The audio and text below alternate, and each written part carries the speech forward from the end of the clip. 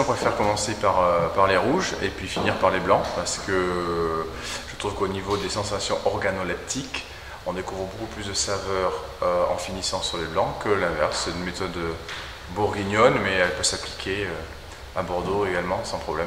Ce vin, il était beaucoup plus connu pour les blancs, hein. Mais ça fait 2 ans, je crois, il a eu 100 points de Parker pour les rouges aussi, non? Tout à fait. Alors c'est vrai qu'on a une réputation sur les vins blancs, mais paradoxalement, les vins de Grave sont à l'origine connus pour les vins de rouge. Et on a la particularité sur les vins de Grave, au sein de l'appellation, de produire des très grands blancs et des très grands rouges aussi. Du reste, aujourd'hui, la production en vin rouge est bien plus importante que la production de vin blanc. Et c'est vrai que ce 100 points par cœur a permis de révéler à Smith Olafite les grands rouges, mais aussi de mettre en exergue cette appellation de Grave qui produit des très grands vins. Mais comme son nom l'indique, enfin le nom de l'appellation, qui est une appellation qui est jeune par son nom, Pessac-Léognan, mais dans le passé on l'appelait les vins de Grave. Et les vins de Grave, son nom en lui-même explique la qualité du terroir, sa qualité de Grave. Tout vient du terroir dans le vin et partout, dans toute origine, pas qu'en France, pas qu'à Bordeaux, en Italie, en Espagne, au Portugal. C'est le terroir qui prédomine. La qualité du terroir des Graves, c'est notre Grave gunsienne, que l'on appelle semi-précieuse, et qui à Smith Olafite est particulièrement importante et dense, puisqu'on la retrouve parfois à plus de 12 mètres de profondeur. Ce n'est pas une Grave fine de superficie, mais elle est vraiment très profonde dans le sol. Elle amène ce côté minéral, empyromatique au vin, et ce petit côté fumé que l'on peut retrouver, qui est vraiment la signature et la caractéristique des vins de la propriété. Merci.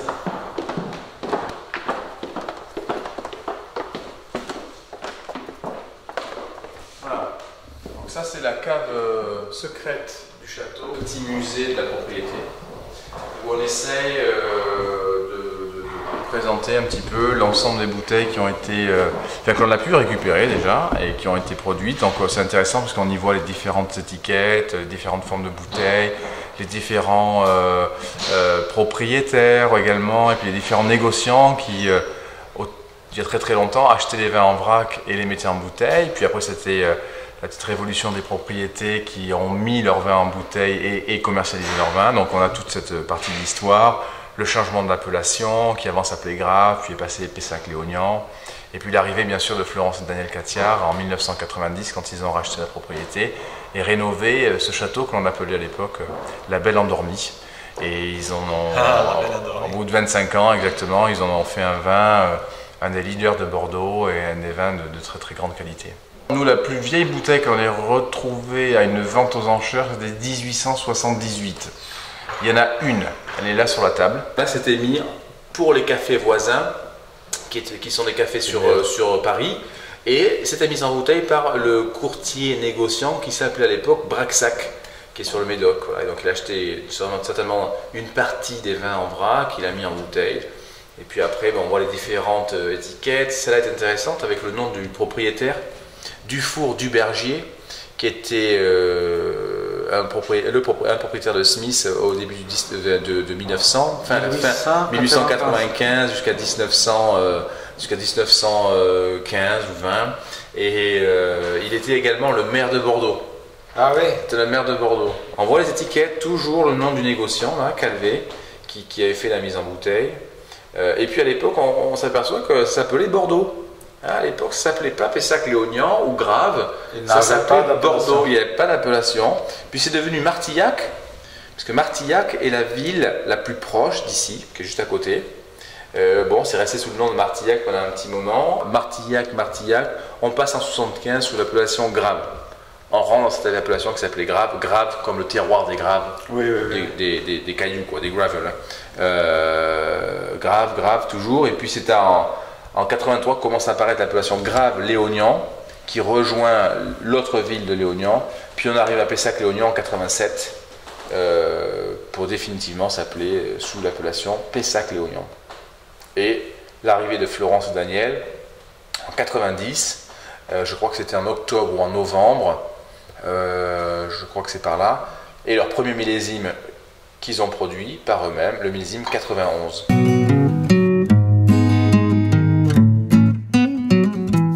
on sait que la propriété existe depuis 1365. C'est l'une des plus vieilles de Bordeaux. On a retrouvé des traces écrites sur le nom de... à l'époque, elle s'appelait Olafite, et pas Smith Olafite, Olafite, par son côté élevé, de colline élevée. Olafite, Lafite veut dire en vieux français le point culminant, le meilleur des points, le plus haut en fait. Donc c'est pour ça que vous avez plusieurs propriétés qui ont le nom Lafite dans leur nom. Et puis au 19e siècle, vers 1860, un Écossais qui s'appelait George Smith a acheté la propriété et puis a ajouté son nom. Donc le vin est devenu Smith Olafite. Voilà.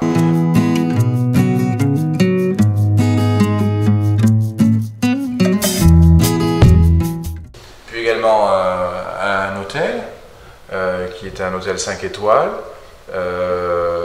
Proposant 2 restaurants, dont la Grand Vigne qui est un 2 étoiles Michelin, le seul 2 étoiles Michelin en périphérie de Bordeaux. Également un bar à tapas qui s'appelle Le Rouge et une brasserie qui est raccrochée à la Grand Vigne qui s'appelle la Table du Lavoir. Puis les sources de Caudalie, la vinothérapie Caudalie, les crèmes cosmétiques qui sont à base de pépins de raisin. L'ensemble fait de Smith Olafite, avec la propriété, un lieu unique et magique à Bordeaux, puisque on peut avoir l'art, le vin, la cosmétique, et bien sûr les vins, ils sont produits pour être bu et consommés avec de la bonne nourriture, des bons ingrédients, et on a la restauration qui est là pour ça, avec l'hôtellerie ensuite derrière, pour pouvoir résider et passer un week-end merveilleux.